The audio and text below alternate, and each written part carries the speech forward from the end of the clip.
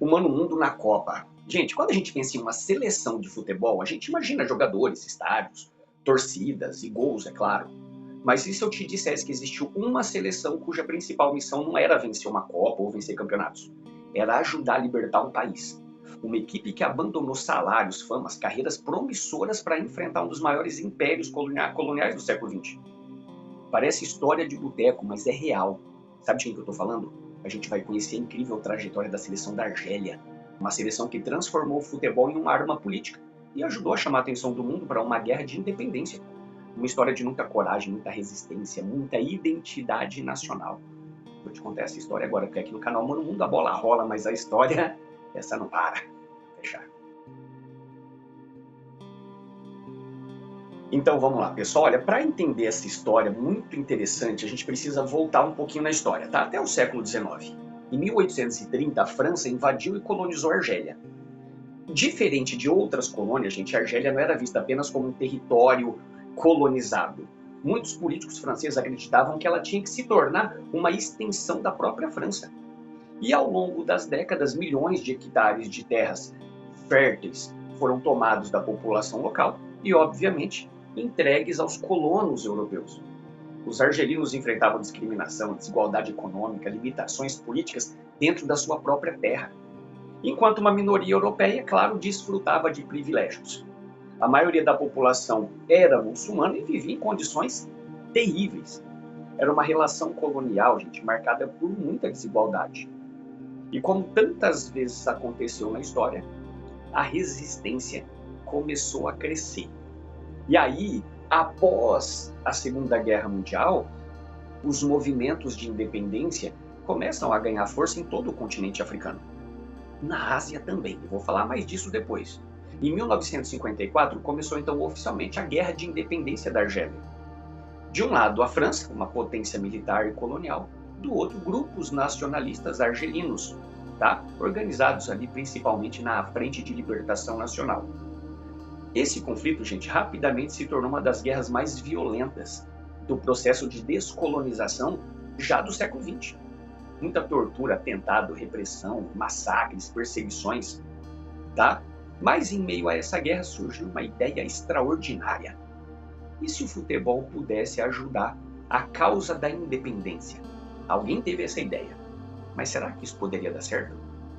Mas aí algo fantástico aconteceu. Na década de 1950, vários jogadores argelinos jogavam nos clubes franceses. Alguns estavam entre os melhores jogadores do campeonato francês e tinham ali boas chances de disputar uma Copa do Mundo pela seleção da França. Eram jogadores famosos, gente. Jogadores admirados e com carreira promissora pela frente.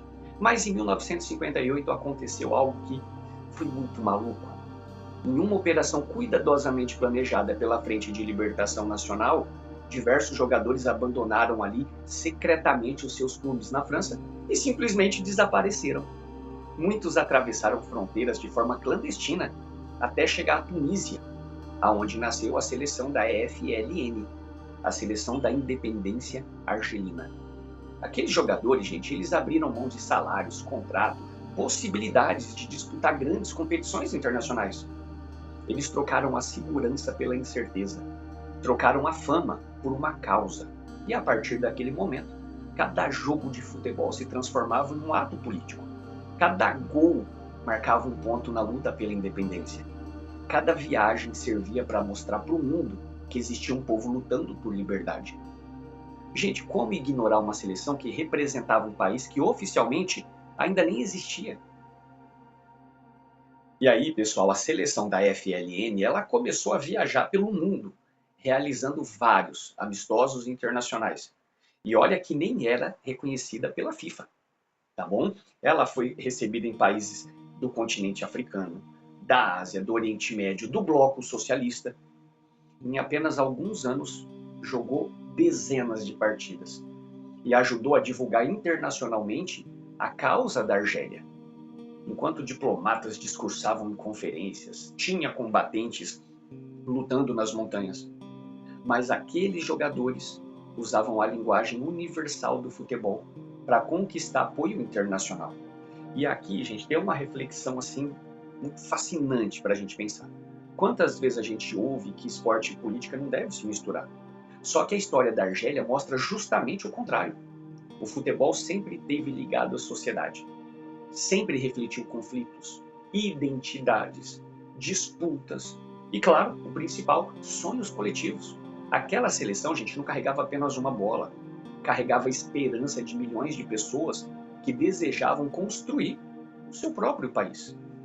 Ontem, durante a Copa, o prefeito de Nova York citou justamente nesse assunto, política e futebol. Ele lembrou da democracia corintiana, que é um tema para um outro vídeo, tá bom? Mas enfim, depois de quase 8 anos de guerra, gente, a Argélia finalmente conquistou a sua independência em 1962 e a França reconheceu ali a soberania do novo país. Tá? E aí encerrou oficialmente mais de um século de dominação colonial. E aí, pouco tempo depois, a seleção criada pela FLN acabou cumprindo ali a sua missão histórica. E aí os seus jogadores retornaram para ajudar a construir a nova seleção nacional da Argélia. Aquele time, gente, sem bandeira oficial, tinha ajudado a criar uma nação reconhecida internacionalmente. Vamos ser honestos, é difícil encontrar outro exemplo parecido com esse na história do futebol. Normalmente as seleções representam países que já existem. No caso da Argélia, a seleção ajudou a construir o próprio país que ela representava. Não é muito louco isso? Mas enfim, vamos continuar. E aí, pessoal, décadas mais tarde, a Argélia, ela ia sim se tornar uma potência do futebol africano. Ia disputar Copas do Mundo, ia conquistar vários títulos continentais. E, obviamente, produzia grandes jogadores. Vou colocar a fotinha de um aqui que eu gosto demais, Zinedine Zidane. Mas nenhuma dessas conquistas talvez seja tão impressionante quanto a história da sua origem. Porque antes dos conflitos, gente, antes dos estádios lotados, antes das festas e celebrações, existia um grupo de jogadores dispostos a sacrificar tudo por uma ideia. Uma ideia simples, mas muito poderosa, a de que um povo tem o direito de decidir o seu próprio destino. O escritor argelino, gente, Khateb Yassine, ele dizia que a identidade de um povo é construída através da sua luta. E poucas histórias simbolizam isso tão bem, mas tão bem, quanto a trajetória da seleção da FLN. Mas enfim, o papo tá bom, mas vamos começar a caminhar para o final, gente. Ó, só para recapitular, então a história da Argélia, gente, lembra pra gente que o futebol pode ser muito mais do que entretenimento. Pode ser identidade, pode ser memória, pode ser resistência, pode até se transformar em uma ferramenta de libertação nacional. Quando vemos uma seleção entrando em campo, normalmente a gente enxerga jogadores. Mas por trás de algumas camisas, gente, existem histórias profundas de sofrimento, de coragem e esperança. A camisa da Argélia não representa apenas um país, ela representa um povo que precisou lutar para existir. E talvez seja por isso que essa ideia seja uma das histórias mais emocionantes do futebol mundial. Porque às vezes uma seleção não joga apenas por uma vitória ali na partida. Às vezes ela joga pela sua própria liberdade. O que você achou dessa história? É fantástica, não é? Mas enfim, pessoal, no próximo episódio do Mano Mundo na Copa, a gente vai conhecer também uma outra história assim muito dolorosa e ao mesmo tempo inspiradora do futebol mundial. Como que um outro povo, sem Estado, sem seleção reconhecida pela FIFA e sem soberania plena, conseguiu transformar o futebol em símbolo de identidade e resistência. Vamos entender a relação entre a Palestina e o futebol. Uma história também de ocupação, de deslocamento, esperança, paixão pelo esporte. Porque para muitos palestinos, vestir uma camisa de futebol, gente, significa muito mais do que disputar uma partida. Significa afirmar ao mundo que seu povo existe. Vamos conhecer essa história no próximo vídeo, ok? Aqui no canal Mano Mundo a bola rola, mas a história, como eu digo sempre, essa não para. Combinado? Galera, fico por aqui. Espero que você tenha gostado dessa história da seleção da Argélia, que você tenha compreendido e o principal foco do canal Mano Mundo, que tenha levado reflexão. Combinado? Fico por aqui. Até a próxima. Vai pra cima, Brasil. Tchau, tchau.